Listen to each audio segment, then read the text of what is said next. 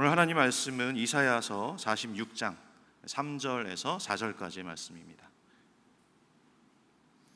이사야 46장 3절, 4절 두 절의 말씀인데 우리 한 절씩 읽지 않고 다 같이 한번 읽어볼까요? 3절, 4절 두 절 짧으니까 같이 읽어보겠습니다. 시작. 야곱의 집이여, 이스라엘 집에 남은 모든 자여, 내게 들을지어다. 배에서 태어남으로부터 내게 안겼고 태에서 남으로부터 내게 업힌 너희여, 너희가 노년에 이르기까지 내가 그리하겠고 백발이 되기까지 내가 너희를 품을 것이라.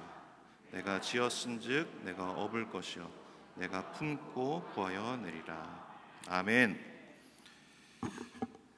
제가 호산나교에 와서 설교를 몇 번 해보지 않았지만 새벽에는 이제 자주 했지만, 그래서 설교할 때마다 제 이야기를 예화로 많이 제가 들었던 것 같아요. 특별히 그래서 수요일 설교를 목사님들이 간증으로 좀 했으면 좋겠다 이런 얘기를 했을 때 제가 거의 제 레퍼토리는 다 제가 말씀을 드렸는데, 그래서 겹치면 어떡하지 이런 걱정을 좀 했습니다. 그래도 하나님이 우리에게 주신 놀라운 은사가 있잖아요, 그죠?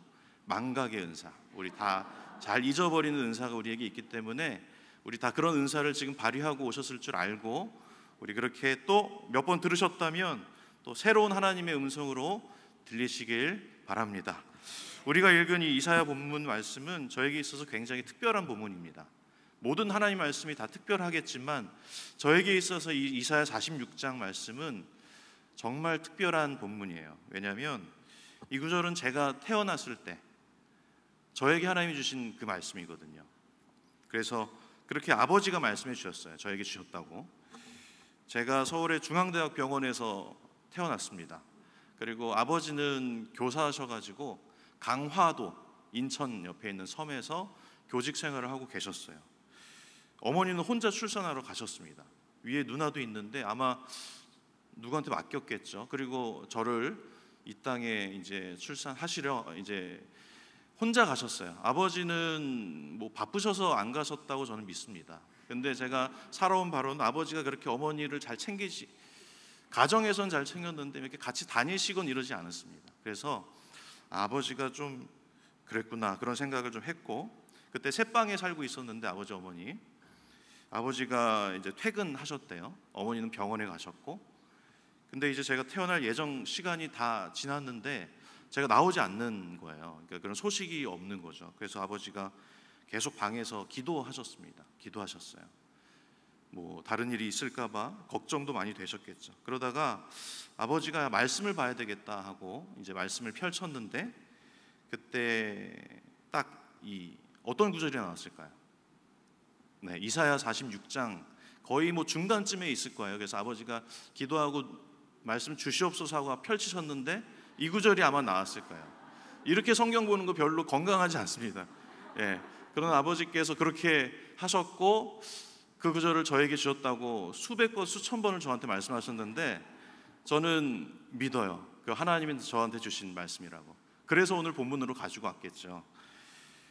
처음에는 읽는데 무슨 말인지 잘 모르셨대요. 막 배가 나오고 무슨 바다에 떠다니는 배인가 막 이런 생각도 하시고, 태가 나오고 이게 무슨 말이야 하다가 천천히 읽어보니까 그 배가 타는 배가 아니라 우리의 이 배를 말하는 거죠. 그래서 배에서 태어남으로부터 내게 안겼고 태에서 남으로부터 내게 업혔다. 이런 이 구절을 읽는데 이거 성경에 아기 낳는 구절이 여기 나오는구나 라는 것을 깨달으신 거예요. 너희가 노년이 될 때까지, 백발이 될 때까지 품을 것이다. 내가 지었은즉 내가 업고 품고 구하여 낼 것이다 라고 말씀하는 이 이사야 말씀, 이 구절을 딱 읽어 내려가는 그때에 주인 집에 전화가 온 거예요. 그래서 전화 소리가 따르릉 울려서 이제 아버지는 새방에서 전화는 없으니까 주인 아주머니가 전화를 받는데 몇 초 뒤에 아저씨 아기 낳았대요 이런 소리가 들렸다는 거예요. 그래서 이 이사야서의 말씀이 저의 말씀이 그렇게 되었다는 그런 전설 같은 얘기를 제가 듣고 자라났습니다. 그래도 하나님을 제가 인격적으로 만나기 전까지는 특별히 저한테 이 구절이 와닿진 않았어요. 그냥 아버지가 그런 일이 있었구나 그런 생각 많이 했고 또 말씀하시네 이런 얘기 생각들을 많이 했는데, 별 감동 없이 그렇게 지내왔는데 이 말씀이 제 삶에 들어왔던 시기가 있어요. 그게 이제 군대에 있을 때였는데, 인구야, 내가 너를 지었으니 내가 너를 이 어두운 터널 같은 이 군대 생활에서 내가 업어내고 품고 구하여낼 것이다. 이런 마음을 하나님 주셨어요.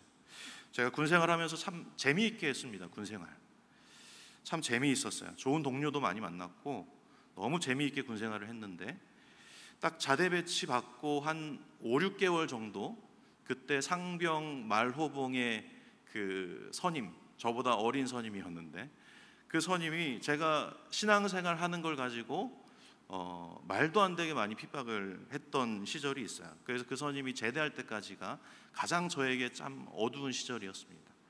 그래서 밤마다 근무 혼자 설 때면 그런 막 깊은 밤 홀로 우는 그대여 막 이런 찬양 있잖아요. 그런 찬양 부르면서 혼자 마음으로 많이 울었던 기억이 있습니다. 그리고 매달 그때 같이 제자훈련을 받고, 제가 제자훈련을 받고 군대 가서 내가 군대를 변화시키고자 열심히 훈련받고 군대를 갔거든요. 같이 훈련받았던 형들이 큐티책을 매달 보내주셨어요. 그래서 그 큐티책으로 이등병 때도 큐티를 계속 하곤 그랬죠. 그래서 그런 모습도 많이 그 눈밖에 났었겠죠. 그런 큐티하고 하는데, 그 언젠가 근무를 쓰고 아침에 이제 기상하기 1시간밖에 남지 않아서 잠을 안 자고 뒤에 관물대 뒤로 머리를 이렇게 눕히고 거기에서 혼자 큐티하고 있었어요. 그때 이 이사야서 구절이 나온 거예요. 아버지께서 수없이 저에게 말씀해 주셨던 이 이사야 46장 말씀이 그때 큐티 본문으로 나오니까 그 시절, 그리고 그 힘든 시기와 함께 겹쳐서 저에게 그 본문이 살아 역사하더라고요. 그래서 내가 너를 품고 안고 구하여낼 것이다, 이런 구절이 저에게 역사하는 것을 제가 그때 경험을 했습니다. 오늘도 이 자리에 여전히 나의 삶은 외롭고 허전하고 홀로 어두운 터널을 지나가고 있다라는 생각과, 또 그런 시간들을 진짜 겪고 있는 분들이 있다면 이 이사야서 말씀이 살아 역사하길 바랍니다. 예전에 그 고인이 되신 몇 달 전에 이제 돌아가신 송혜 씨가 TV 프로그램에 나와서 이런 말을 하더라고요. 인생이 이제 재미있는 TV 프로그램을 봐도 별로 재미가 없다라는 거예요. 이제 90이 훨씬 넘은 시기였으니까. 그렇지만 내가 이렇게 살아서는 안 된다라는 생각이 자기 가운데 있어가지고, 그래서 날마다 자기가 각오하면서 살아간다, 이런 얘기를 하더라고요. 그래서 제가 그걸 보고 제 메모지에 적어서 삶은 각오다, 이렇게 제가 적어놓은 걸 찾았어요. 근데 하나님 없으면 각오해야 되죠. 삶은 각오해야 되죠. 근데 송혜 씨는 2달, 이게 임종이 있기 2달 전에 예수님 영접했다 그러더라고요. 제가 오늘 말씀드릴 제 영적 멘토가 한 분이 있는데, 그분이 송혜 씨의 입관 예배, 발인 예배를 했더라고요. 저도 몰랐는데 이거 찾아보면서 알았어요. 그래서 전화했어요. 어떻게 그거 하게 됐어요? 그랬더니 송혜 씨의 큰 손녀가 교회를 다닌대요. 그 교회를. 그래서 막 했는데 스님들도 많이 오고 그렇더라고요. 스님들 돈 달라고 많이 왔고 막 그런 얘기를 많이 해줬는데, 어쨌든 송혜 씨가 불교협회 회장도 하고 그랬는데 2달 전에 예수 믿고 소천하셨어요. 근데 하나님 없을 때는 인생은 각오해야죠.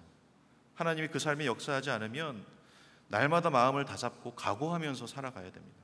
그러나 이 이사야서 말씀에서 말하는 것처럼 하나님이 나를 백발이 될 때까지, 노년에 이르기까지 업어내고 품고 구하여낼 것이다 라는 이 말씀이 우리 삶 가운데 살아 역사한다면, 우리는 날마다 억지로 웃자, 그래 뭐 그렇게 다짐하지 않아도 그것이 인생이 아니라 하나님이 부어주시는 풍성한 은혜로 우리가 날마다 기쁨을 누릴 수 있을 것이라고 믿습니다. 이곳에서 특별히 우리 삶의 전반기를 다 살아내고 이제 손에 힘껏 쥐고 있었던 우리의 일, 어떤 가족들, 자녀들 다 이제 내려놓으시고 그렇게 후반기를 천천히 걸어가고 있는 분들도 있을 것이고, 또 젊은 나이에 아직도 할 일이 많고 옆에 친구들도 많고 가족들도 많이 있지만 그 가운데 삶의 공허함을 느끼고 있는 사람들까지도 오늘 이 이사야서의 말씀을 깊이 경험하는 시간이 되길 바랍니다. 하나님이 말씀하시는 거예요. 내가 너를 지었으니 내가 너를 업을 것이다. 그리고 품을 것이다. 내가 너를 구하여낼 것이다. 언제까지냐면 내가 너희가 노년에 이르기까지, 백발이 되기까지 내가 그렇게 할 것이다 라는 그 말씀을 우리 모든 신비에 다 새겨주시길 바랍니다. 그래서 오늘 이 시간 그냥 오인구 목사가 저렇게 살아왔구나 라고 끝나는 게 아니라 하나님이 나를 오늘 말씀처럼 업고 품고 구하여 내시는 이 말씀이 각자의 우리의 삶에 깊이 새겨지길 원합니다. 그래서 오늘 우리는 세 가지를 기억하길 원해요. 첫 번째는 하나님이 나를 업어주시는 은혜인 거예요. 업어주시는 은혜. 그리고 나를 품어주시는 은혜. 그리고 세 번째로 나를 구원하시는 은혜. 이 세 부분의 은혜를 제가 나누고자 합니다. 특별히 제가 지금까지 몇 년 안 살았지만 이렇게 살아오면서 하나님이 만나게 하신 세 분의 스승이 있는데 그들과 함께 지내면서 하나님이 부어주신 그런 세 가지 은혜를 중심으로 나누고자 합니다. 먼저 첫 번째로 하나님은 업어주시는 은혜를 우리에게 부어주세요. 업어주시는 은혜. 이 이사야서에서 내가 너를 업을 것이다 라고 표현을 했는데 이 단어는 누군가를 들어올린다라는 원어로 의미를 보면 그런 표현이에요. 당연히 그래서 업다, 안다 이렇게 해석할 수 있죠. 그래서 하나님이 특별히 나를 이렇게 들어 업어줄 것이라고 표현하는 것은 특별한 의미가 있습니다. 제 첫째 아들이 이제 내년이면 중학교 들어가는 아들이 있거든요. 근데 그 키가 이제 엄마를 다 따라잡아가지고 한 번씩 엄마를 업어준다고 그렇게 해요. 그래서 업습니다. 진짜 이제 6학년짜리가 엄마를 업어요. 저도 한번 업어보라고 했는데 차마 다리를 못 떼겠더라고요. 이게 허리가 아작 날까봐. 그래서 다리를 제가 떼진 못하고 이렇게 업히긴 했었는데 요즘 누구에게 업혀보신 적 있습니까? 업혀보신 적 아니면 누구를 업어보신 적 잘 없으시군요. 있기도 하고. 저도 이 말씀 보면서 하나님이 나를 업어주신다고 이런 표현은 성경에서 제가 이사야서 말씀을 아버지께 늘 들었지만 다시 깊이 묵상해 보니까 생소하더라고요. 하나님이 나를 업어주신다라는 표현. 업힌다라는 것은 온전히 그 업어주는 사람에게 내 모든 것을 맡기는 것이죠. 그죠? 업히는 사람은 힘이 있고 없고가 중요하지 않습니다. 힘이 없어도 업히는 것을 할 수 있어요. 업어주시는 그 사람만 힘이 있으면 되죠. 업힌다는 것은 힘이 없는 누군가가 힘이 있는 누군가에게 업히는 것이에요. 그래서 이 하나님의 업어주시는 은혜는 내가 아무것도 아닐 때, 내가 정말 힘이 없고 아무 능력 없다고 느껴질 때 나를 이곳까지 인도해 주시는 그 하나님의 은혜, 그것이 하나님의 업어주시는 은혜다라고 말할 수 있습니다. 저는 고등학교를 입학하면서 경기도 안산이라는 곳으로 혼자 떠나가게 됐어요. 혼자 가서 그렇게 살게 됐습니다. 그렇게 부모님 품을 떠나서 16, 17살에 혼자 살아가게 됐어요. 제가 그때까지는 다 큰 어른인 줄 알고 그렇게 잘난 척하면서 살았는데 그 시절을 생각하면 몸만 컸지, 그때는 키가 빨리 커가지고 거의 비슷했거든요. 그래서 몸만 컸지 아무것도 할 수 없는 애기였다라는 것이 이제 생각이 납니다. 그때 처음 혼자 이제 이사를 하고 혼자 방 안에 딱 누워 있는데 그렇게 아버지는 아닌데 어머니가 보고 싶더라고요. 그래서 막 울었던 기억이 있어요. 17살. 그러니까 애기죠. 너무 애기였던 것 같아요. 그리고 그렇게 3년 동안 혼자 학교 생활하고 수능 시험도 어머니가 안 오셨어요. 안 오시고 저는 친구 집에 가가지고 친구 집에서 하루 자고, 지금 생각하면 굉장히 민폐였던 거죠. 하루 자고 그 중요한 시험을 친구네 집에서 아침 먹고 친구네 아버지가 해주시는 기도를 받고 그렇게 그 차를 타고 그렇게 수능 시험 보러 갔던 기억이 있어요. 그때를 시작으로 제 삶에 본토 친척 아버지 집을 떠나라 했던 그 하나님의 음성이 제 삶에도 그렇게 역사했습니다. 그래서 그 이후로 하나님은 제가 부모님과 그렇게 살게 하지 않으시더라고요. 그 이후로 혼자 그렇게 계속 살아왔던 것 같습니다. 그때 하나님이 저에게 만나게 해주신 고3 때 담임이 있어요. 제 첫 번째 오늘 소개하고 싶은 스승입니다. 굉장히 겉모습은 마초 같고 남자답고 늠름하고 얼굴도 이만하셔가지고 굉장히 남자다우셨어요. 그런데 이게 종례가 기다려지는 선생님, 보통 종례한다면 빨리 끝내주세요 이러는데 거기에서 무슨 말씀을 해주실까, 이게 막 기대되는 굉장히 멋있는 말씀도 많이 해주시고 그런 분이셨어요. 한 번은 저희가 고3인데 초반에 공부를 너무 안 해가지고 그 고3들 중에 거의 이단아 같은 반이었거든요, 저희 반이. 그래서 선생님이 참다가 우리를 다 삭발을 시키셨어요. 54명의 남정네들을 삭발해. 근데 이상하게도 모든 친구들이 다 삭발했어요.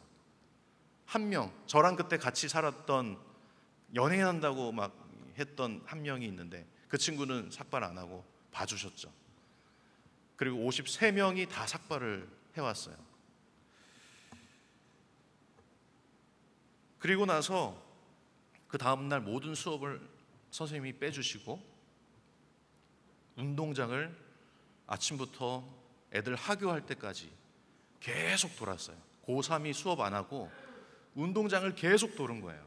근데 낙오자도 거의 없었고 불만을 가진 친구들도 거의 없었어요. 요즘은 학교에서 그렇게 못하겠죠. 그러면 학부모님들 난리 나겠죠, 그죠? 근데 어떻게 그렇게 했냐 생각해 보면, 왜냐하면 선생님에 대한 신뢰와 존경이 있었던 것 같아요. 그리고 더 놀라운 것은 선생님도 그날 삭발을 하고 오셨다는 거. 네.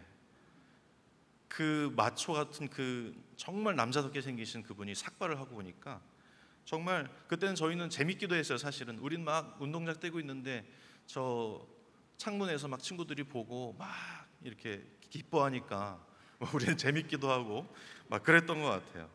그리고 나서 이제 다음 주인가 고기 뷔페 데려가가지고 막 먹이시고 그랬는데, 그렇게 같이 머리를 밀고 오시는 거고 전 되게 충격을 많이 받았습니다. 이분이 우리를 가르치시는 분이 아니라 우리와 함께 하시는 분이구나 라는 생각을 했어요. 예수님도 제자들을 제자훈련 시키시는데 그들을 불러놓고 칠판 놓고 이렇게 이론을 가르치지 않았잖아요. 제자들과 함께 살아가셨던 것이죠. 이 가르친다라는 행위는 함께 하는 것이구나 라는 것을 저는 그 선생님을 통해서 마음 깊이 배웠습니다. 참 좋은 선생님이죠. 저는 그때 인생 처음으로 부모님 품을 떠나서 그렇게 혼자 하숙도 하고 자취도 하고 그렇게 지내면서 부모님의 손길이 참 그리울 때가 많이 있었고, 그리고 특별히 10대 후반에 사실은 뭘 해야 될지도 모르는 상황이고 감정적으로 심리적으로도 안정적이지 않은 그 상태였고 참 굴곡이 많았던 그 시절이었는데, 살면서 그래서 사실은 바르지 않은 그런 친구들과 가까이 하기도 했고 좀 안 좋은 유혹에도 많이 넘어갔지만, 그 고3 때 담임 선생님을 통해서 하나님은 그 중요한 시절에 저를 크게 어긋나게 하지 않으시고 그렇게 저를 붙들어 주셨던 것 같아요. 선생님 한 번씩 저를 집에도 불러주셨고 밥도 먹여주셨고, 그때는 학교에서 매주 목요일 날 체프를 드리는 학교였는데, 그리고 매일매일 수업하기 전에 종교 반장이 나와가지고 기도에 인도를 했어요. 찬양하면서. 그게 너무너무 싫었어요. 너무 싫어서 체프리고 기도하고 맨날 도망갔었는데, 그러다가 선생님한테 잡혀가지고 정말 세게 맞기도 하고 그랬는데도 그 선생님을 향한 마음이 떠나지 않았다는 것은 그 선생님이 저를 감정적으로 대하지 않으셨던 것 같아요. 아버지 같았던 그 마음이 느껴지는 그 체벌 이후에도 늘 저에게 용기를 주셨던 그 선생님을 통해서 그 고등학교 시절을 지금 생각하면 참 어렵고, 그리고 심리적으로도 완성되지 않았고 하나님도 인격적으로 만나지 못했던 그때에 의지할 곳이 없어서 좀 업힐 만한 든든한 산 같은 그런 넓은 등과 그런 깊은 가슴이 필요했던 저에게 하나님은 그 선생님을 만나게 해주셨던 것 같습니다. 그래서 돌아보니까 하나님이 이사야서를 통해서 제 인생에 주신 그 은혜, 내가 너를 업을 것이다 했던 그 은혜가 돌아보니까 그때였구나 라는 생각이 들더라고요. 그렇게 어리고 연약한 아무것도 모르는 나를 업어주시는 그 하나님의 은혜, 하나님이 하나님의 사람을 보내서 그런 은혜를 경험케 하셨던 것 같습니다. 자녀가 있으신 분들은 다 한번 자녀들을 다 업어보셨을 겁니다. 그죠? 업지 않고 키울 수는 없으니까. 저도 첫째 아이를 많이 업어줬던 것 같아요. 그냥 제 기준에서 많이인데 저희 아내가 생각하면 코웃음을 칠 수도 있을 것 같은데, 둘째, 셋째 아이는 제가 잘 솔직히 많이 못 업었어요. 근데 첫째는 업어줬던 것 같아요. 근데 그게 없는데 처음 업을 때 그런 생각이 들었던 것 같아요. 아, 얘를 내가 떨어뜨리면 어떡하지? 얘가 지금 힘도 없고 나를 잡을 수도 없는 이 상황에서 갓난아기를 제가 업고 있는데, 그런 걱정이 들더라고요. 근데 그 아이는 제가 그런 걱정을 하든 그런 긴장을 하든 상관없이 제 가슴에, 제 등에 볼을 팍 파묻고 침을 질질 흘리면서 잘 자더라고요. 그렇게 부모가 아기를 업어서 키우고 아기는 그 안에서 하루하루 성장하면서 자라가듯이 하나님도 어린 아이를 업어주시는 은혜가 있는 것입니다. 저도 그런 은혜를 경험했던 것 같아요.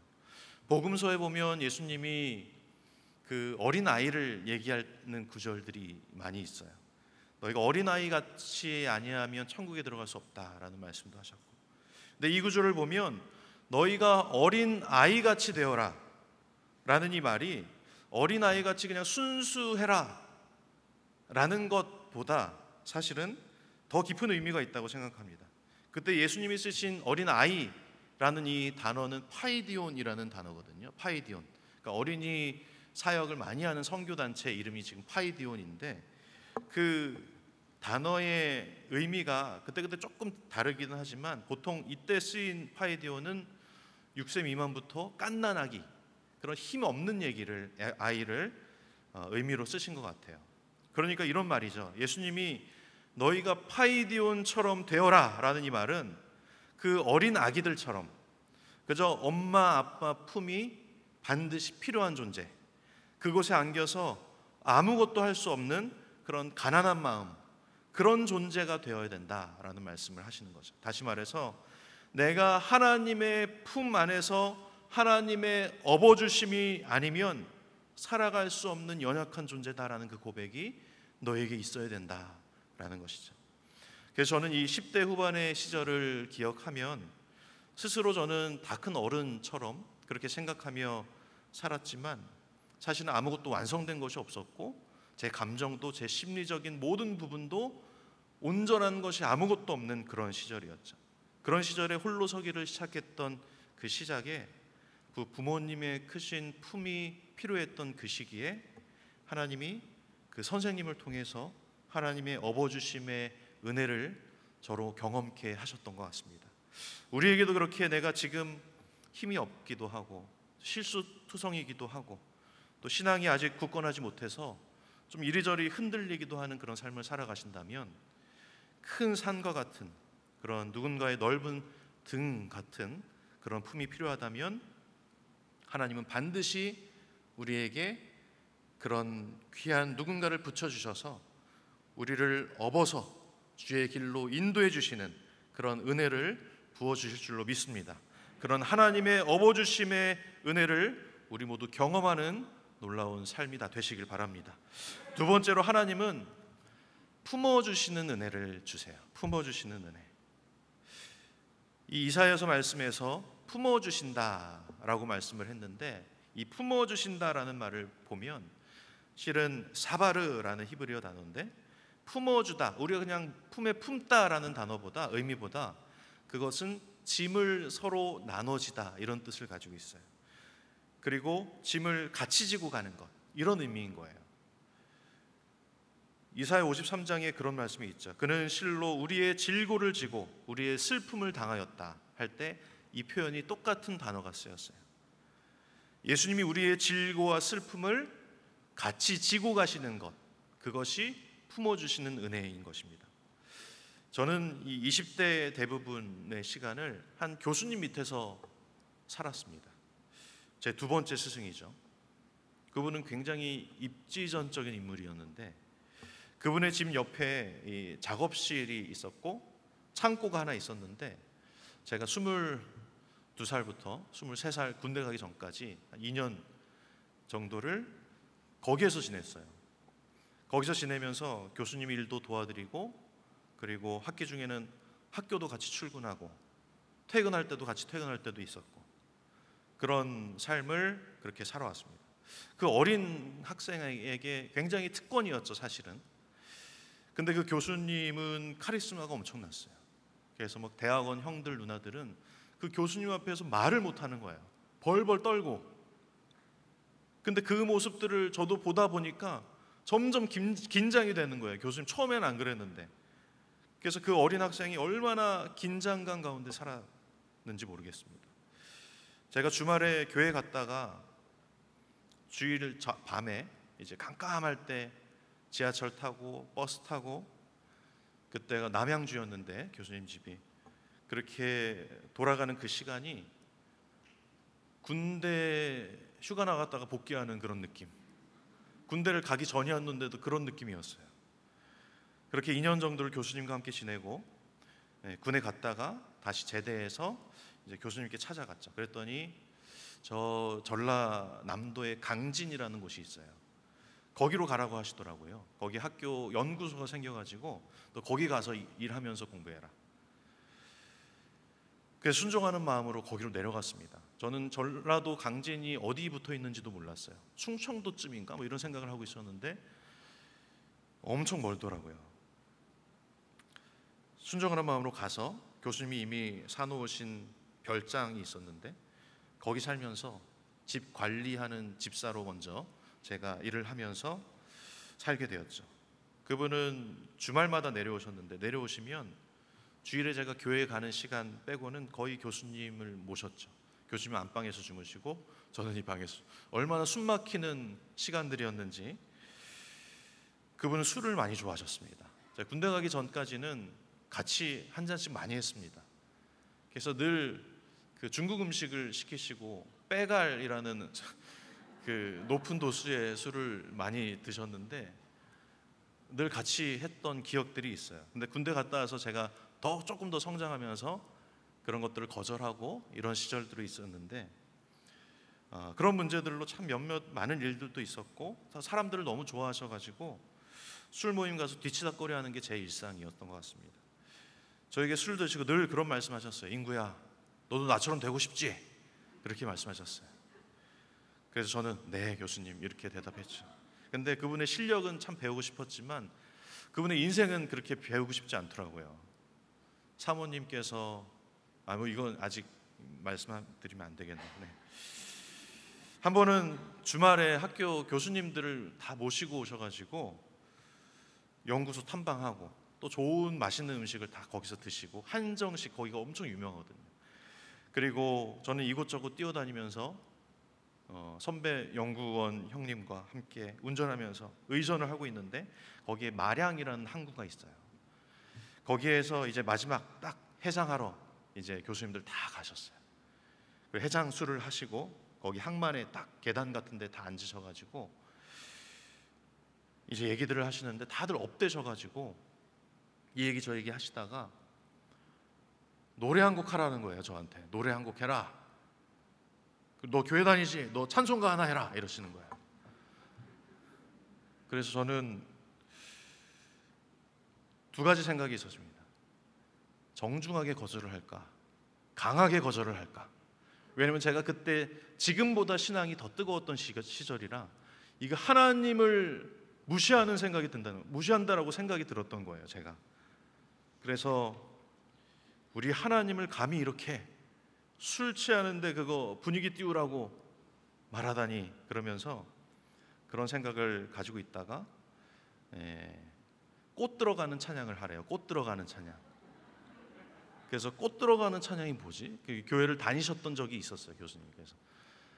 그래서 거절 안 하고 사실 찬양을 했습니다. 그곳에서 교수님들 모아놓고 저 장미꽃 위에 있을을 불렀어요. 후령에서 다 같이 불러주시더라고요. 가사는 많이 틀렸지만 그런 이제 저 장미꽃 위에 있을 그때를 생각하면 아직도 생생해요. 그 바다의 짠내와 그런 제 감정들. 정말 그때 다시 돌아가서 엄청 하나님 앞에 기도하고 울었거든요. 그러나 지금 돌아보니까 그 마량 조용한 항구에서 술에 거하게 취하신 그분들 분위기 띄우려고 저 장미꽃 위에 있을 불렀던 그 시간들, 또 그 외에 말씀드리지 못할 많은 그런 시간들을 되돌아보니까 모든 것들이 하나님이 나를 품어주시는 은혜의 시간이었구나라는 생각들이 듭니다. 왜냐하면 아까 제가 서두에 말씀드렸다시피 이 품어주다라는 이 단어는 짐을 같이 지고 간다라는 의미가 있거든요. 저는 그 20대 시절을 젊은 이 시절에 어른들의 세계에서 살았던 것 같아요. 그리고 내 신앙을 참 탐탁치 않게 여겼던 스승을 모시면서 저에게는 참 크고 무거운 존재였었는데 그 권위자인 그 교수님을 스승으로 가까이 모시던 그 5년여 가까운 그 시절이 저에게는 참 크고 무거운 짐을 지고 걸어가는 그런 시간들이었던 것 같거든요. 근데 돌아보니까 그 시간들, 저에겐 하나님이 당신의 품을 경험케 하시는 그 시간, 다시 말해서 하나님께서 그 짐을 대신 져주시는 그 시간, 그래서 내가 충분히 감당할 수 있었던 그 시간, 그 은혜를 경험한 놀라운 시간이었다고 고백할 수 있습니다. 그리고 더 놀라운 것은 그 시간들, 그런 선택들을 통해서 제가 그곳에서 아내도 만났고, 그리고 그곳에서 목회 소명도 받아서 결국에는 목회자가 되었고 여기 호산나 교회까지 오게 된 것이에요. 그런 놀라운 은혜, 그런 경험들이 우리 가운데 있었다, 저에게 있었다라는 것입니다. 그리고 나중에 이 목회자의 길을 걸어가겠다고 교수님한테 말씀을 드렸는데 거의 저를 걷어주시고 키워주신 분이신데, 교수님은 제가 그렇게 대학원을 신학대학원으로 가겠다라고 말씀드리니까 엄청 놀라실 줄 알았거든요. 근데 별로 놀라시지도 않더라고요. 그래서 좀 처음에는 기분이 안 좋았어요. 별로 기대가 없었나 나한테? 뭐 그런 생각도 했는데, 그리고는 결국엔 뒤도 안 돌아보시고 그래, 그리고 쿨하게 저를 그냥 보내주셨습니다. 하지만 그렇게 한 어른을 모시면서 살았던 그 20대 대부분의 시간에 저는 그 더 큰 세상의 권위자이신 하나님, 그 하나님을 더 깊이 만날 수 있었던 것 같아요. 그래서 하나님의 품어주심, 내 짐을 함께 지어주시는 그 하나님의 은혜, 그 은혜를 그 시절 제가 경험할 수 있었던 것 같습니다. 예수님이 그렇게 말씀하셨죠. 수고하고 무거운 짐진 자들아 다 내게로 오라, 내가 너희를 쉬게 할 것이다. 그리고 나서 우리에게 정말 쉬는 모습을 보여주면 좋겠는데, 그리고 나서 내 멍에를 메라라고 하나님 말씀하세요. 내 멍에를 메라. 보통 우리는 이 말씀 들으면 예수님이 완전한 쉼을 우리에게 주실 거라고 기대하지만, 너는 나의 멍에를 메고 내게 배우라, 이렇게 말씀을 또 하시거든요. 내 멍에는 쉽고 내 짐은 가벼움이니라, 이렇게 말씀하세요. 그러니까 무거운 짐진 자들에게 예수님이 쉼을 주시는데, 그 쉼은 그냥 소파에 누워서 아무것도 하지 않고 이렇게 누워서 쉬는 그런 쉼이 아니라 예수님과 함께 멍에를 메고 짐을 지고 같이 걸어가는 게 너희에게 참된 쉼이다, 그렇게 말씀하시는 거예요. 예수님의 멍에를 진다라는 것은 예수님과 함께 무거운 짐을 지고 걸어가는 것이에요. 그게 바로 우리에게 참된 쉼을 경험케 한다라는 것을 예수님이 우리에게 말씀해 주신 것이죠. 무거운 짐을 지고 걸어가는 그 시절에 저에게 예수님께서 자신의 멍에를 저에게 얹혀주시고 저의 짐과 예수님의 짐을 함께 지고 저와 걸어가 주셨던 그런 은혜가 저에게 있었던 것 같습니다. 이곳에 아직도 삶의 어깨에 무거운 짐을 지고 걸어가시는 분들이 있을 줄 압니다. 누가 인정해 주지 않아도 나 혼자만의 그런 무거운 짐들이 쌓여서 때로는 넘어지기도 하고 그런 무거운 짐을 끝까지 지고 걸어가는 많은 분들이 있을 텐데, 삶이 참 무겁다라고 생각할 그때에도 우리 하나님께서 그 짐을 대신 져주신다, 하나님과 함께 멍에를 지고 걸어가는 그 길이 얼마나 하나님의 은혜인 것인지 우리 모두 경험케 되고 그 인생의 승리를 경험하게 되는 그런 놀라운 은혜를 우리 모두 경험하길 바랍니다. 그리고 세 번째로 하나님이 주시는 은혜는 구원하시는 은혜예요. 구원하시는 은혜. 저는 모태신앙이지만 믿음이 없었습니다. 제가 아까 고등학교 시절을 다 예배도 땡땡이 치고 했다라고 말씀드렸는데 정말 그렇게 살았어요. 그런데 고3 때 수능을 마치고 저희 어머님이 사역을 하셨는데, 그 사역하시던 교회에 갔는데 그때 한 전도사님이 그때쯤 부임을 하신 거예요. 예전에 옥하는 목사님이 제자훈련 강의를 하시면 제일 첫 번째 나오셔서 하시는 강의에 제목이 있어요. 그게 뭐냐면 광인론입니다. 광인론. 예수님의 제자로 사람들을 훈련시키려고 한다면 그 목회자는 미쳐야 된다라는 것을 먼저 강의하셨어요. 제가 만난 그 전도사님도 거의 제자훈련에 미친 사람이었습니다. 첫 모임이 아직도 기억나는데 저희에게 구원의 확신을 물어보셨어요. 어떠냐? 그렇게 물어봤는데 우리는 구원의 확신이고 뭐 그런 얘기는 들어본 적도 없었어요. 그냥 다녔던 거예요. 저는 기독교 학교를 다니면서도 예배 땡땡이 치면서 그렇게 엉망으로 신앙생활을 해왔는데 거기서 청년부 형 누나들도 저랑 똑같은 거예요. 아무 대답도 못하고 그러니까 너네 이전에 신앙생활 했던 그런 거 다 쓰레기통에 던져버려 이렇게 말씀하시는 거예요. 충격 먹었죠. 신앙생활을 쓰레기통에 던져버리라고 그렇게 말씀을 하시더라고요. 근데 쓰레기통에 던져버리라고 막 우리한테 뭐라 그러시고 그 이후에 어떤 뭐 우리가 전도사님과 새로운 깨달음도 없고 뭐 그대로였으면 그냥 아무렇지도 않았을 텐데 그 이후로 전도사님과 말씀을 가까이 하게 되고 또 목마름이 생긴 것 같아요. 제 안에 그분과 함께하는 모든 순간들이 참 감사했다라는 생각이 듭니다. 제 안에서 정말 메말라서 쩍쩍 갈라져 있었던 그 신앙이 영적인 메마름이었다면 내 영혼의 목마름으로 바뀌어가지고 하나님을 향한 갈망이 그 가운데 얼마나 생겼는지 몰라요. 그래서 그 젊은 시절에 참 그 전도사님을 만나서 꿈을 꿀 수 있었던 그런 시간들이었던 것 같습니다. 그래서 그 영적인 멘토가 되신 그 전도사님과의 만남이 제게는 하나님이 나를 구원해 주시는 그 은혜를 경험한 굉장히 소중한 그 통로가 되었던 것 같습니다. 그때 그분과 함께 제자훈련도 하고 했지만 그분과 그냥 함께 사우나도 가고 밥 먹고 했던 모든 시간들이 제겐 굉장히 넓은 의미에서 제자훈련을 받은 시간들이었어요. 그때 참 마음으로 저도 저 전도사님처럼 목회자의 길을 가고 싶다라고 생각했는데 전도사님은 저희가 그런 말을 꺼내기도 전에 지금 너네 그런 뜨거운 마음 이거 가지고 목사 되겠다고 하지 말아라 라고 말씀하시더라고요. 지금 하고 있는 그 일, 그 전공 그거 살려서 세상 가운데 더 훌륭한 예수님의 제자로 살아갈 수 있다라고 그렇게 용기를 많이 주셨습니다. 제가 그래서 그 전도사님과의 만남이 있었기 때문에 두 번째 제가 말씀드렸던 그 교수님과의 그 모든 시간들이 제가 이겨낼 수 있었던 그런 은혜였던 것 같아요. 그리고 결국에는 제가 나중에 그렇게 목회자가 되기 위한 확신이 들고 나서 그런 이제 신학대학원을 가겠다고 말씀드리고 추천서를 가지고 갔더니 그 전도사님이 그때는 목사님이 되셨었는데 이제 하지 말아라고 말 안 하시고 응원해 주시더라고요. 잘했다. 그렇게 말씀하시고 한마디나 하시더라고요. 왜 합신을 가려고 하느냐 뭐 이런 합신 조금 해서 교회도 사역할 데도 없는데 총신대를 가지 그렇게 뭐 걱정을 하셨지만 그래서 저는 믿음이 있었습니다. 아, 이분이 선택한 학교는 좋은 학교다라는 것. 그래서 그분 따라서 제자훈련에 대한 확신과 어떤 목회적인 방향들이 저에게 많이 정립이 쉽게 결정이 된 것 같아요. 그리고 제가 신학을 시작하고 처음으로 들었던 영적인 시험이 하나 있었는데 저는 친 누나가 한 명 있는데 형은 없어요. 근데 친형 같은 친척 형이 있었어요.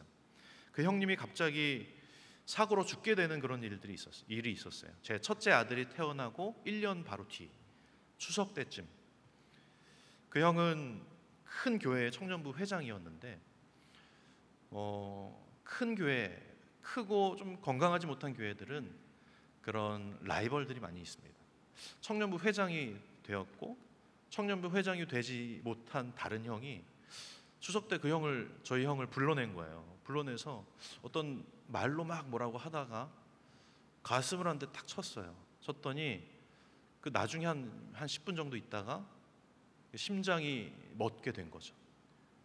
그리고 나서 너무 허무한 죽음을 경험하게 된 거예요. 그 형은 키가 185가 넘고 몸이 이랬어요. 그렇게 건강하던 형이 그것도 세게 친 게 아니라 살살 친 그 주먹 한 방에 그 심장이 멎고 그렇게 갑자기 죽게 됩니다. 저에게 더 충격적이었던 것은 그것들이 교회 안에서 일어났다라는 것이에요.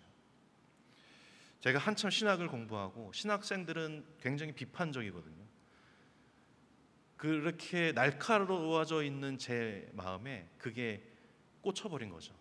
그래서 저에게 그런 하나님에 대한 존재에 대한 의심과 그런 하나님의 섭리에 대한 그 의문들이 확 들어오면서 갈 바를 찾지 못하고 헤맸던 적이 있는데, 그때 그 멘토 목사님의 가르침과 조언들이 없었다면 아마도 제가 이곳에 서 있진 않았을 것 같습니다.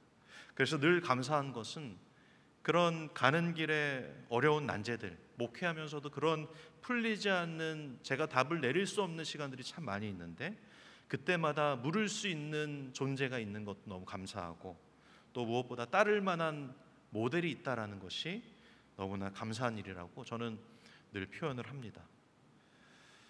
근데 요즘은 좀 이렇게 좀 너무 유명해지셔가지고 제가 다시 기도를 바꿨어요.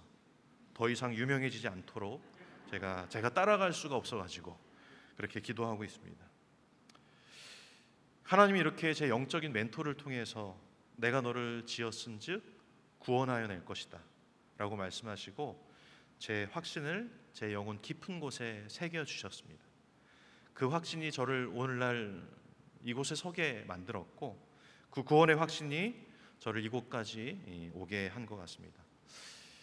우리에게도 하나님을 향한 어떤 신앙의 연약함들, 불신앙들, 그런 모습들이 여전히 남아있는 분들이 있을 줄 압니다. 굳건한 믿음과 신앙의 열정이 아직 나한테 왜 없을까라고 생각하는 사람들도 있을 줄 압니다. 그렇게 기도하면 좋을 것 같아요.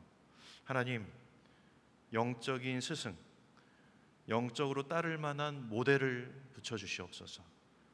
그 사람의 외모, 학벌, 나이 상관없이 하나님은 우리에게 어떤 만남의 축복을 주시고자 지금도 준비하고 계실 거예요. 그 은혜를 나에게 주시옵소서. 그렇게 기도하시길 바랍니다. 하나님이 그 기도에 응답하실 줄로 믿습니다. 그래서 예수님이 우리를 업고 품고 구한다는 이 은혜의 말씀은 우리에게 그냥 글로 남아있는 이론이 아니에요. 그냥 사라지는 외침도 아닙니다. 그냥 한번 감동받고 끝나는 그런 것도 아니에요. 하나님이 주시는 이 은혜는 이렇게 삶으로 나타나는 실제적인 것이고, 하나님이 주시는 은혜는 내 삶에 반드시 역사하는 것이에요. 내 삶에 어떤 사람들을 내가 만났어요. 내 삶에 어떤 어려운 환경들이 있어요. 그것들을 닥치고 그것들을 우리가 다 경험하였을지라도 그 가운데 우리가 견디고 이겨낼 능력이 있다라는 것은 하나님이 우리를 업고 품고 구하여 낼 것이다라는 이 확신의 믿음의 말씀이 있기 때문에 그렇습니다. 우리는 그렇게 이 이사야 46장의 이 말씀을 내 삶으로 이제는 우리가 경험할 수 있다라는 것이죠.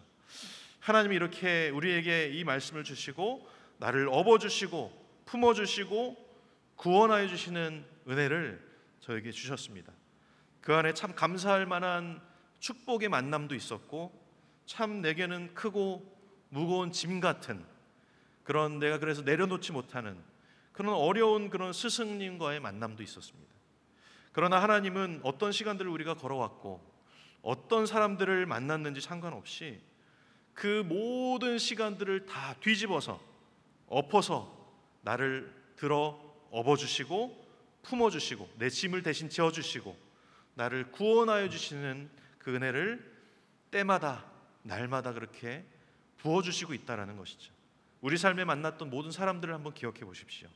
어떤 사람은 참 안 만났었으면 어땠을까, 더 좋았을 텐데, 그런 사람도 있었겠고, 또 어떤 사람은 참 이 사람을 만나서 참 감사하다라는 사람이 있을 수도 있습니다.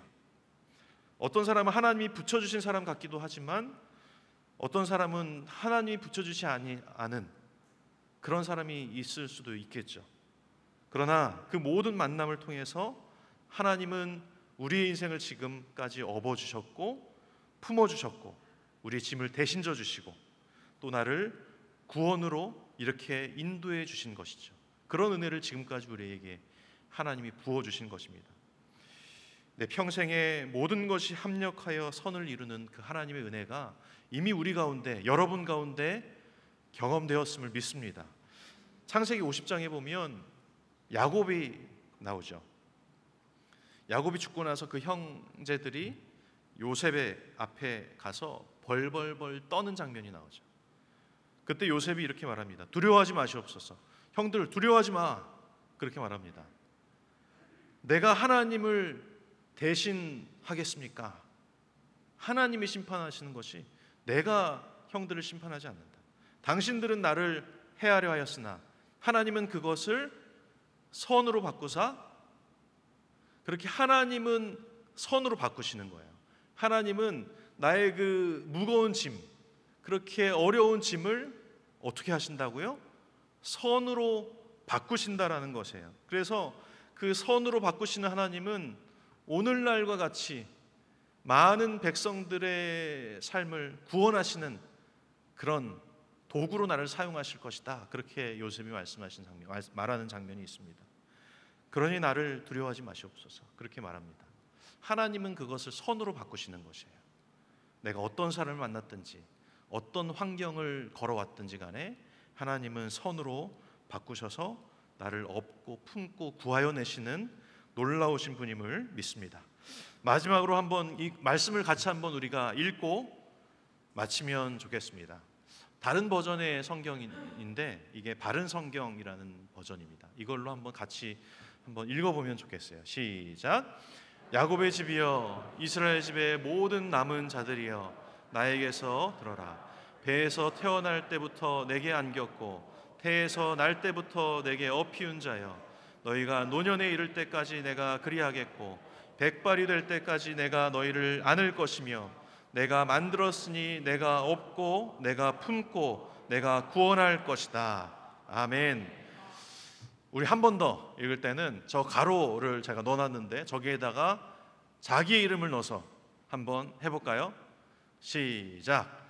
인구야, 나에게서 들어라. 배에서 태어날 때부터 내게 안겼고 태에서 날 때부터 내게 업히운 인구야, 너가 노년에 이를 때까지 내가 그리하겠고 백발이 될 때까지 내가 너를 안을 것이며, 내가 만들었으니 내가 업고 내가 품고 내가 구원할 것이다. 아멘. 그 하나님의 음성을 듣고 기억하시면서 살아가는 모든 우리 모두가 되길 바랍니다. 우리 찬양 한 곡 하고 기도하시죠. 오늘 설교 제목을 제가 내 평생에 가는 길이라고 지었어요. 그리고 가로에 더 전이라고 적습니다. 여정, 여행이라는 뜻이죠. 이 알리스 맥그라스라는 신학자가 집필한 책의 제목이거든요.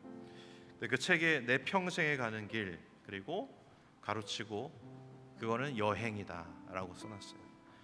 그 책의 머리말에 이렇게 시작합니다. 우리는 좋든 싫든 다 여행 중이다.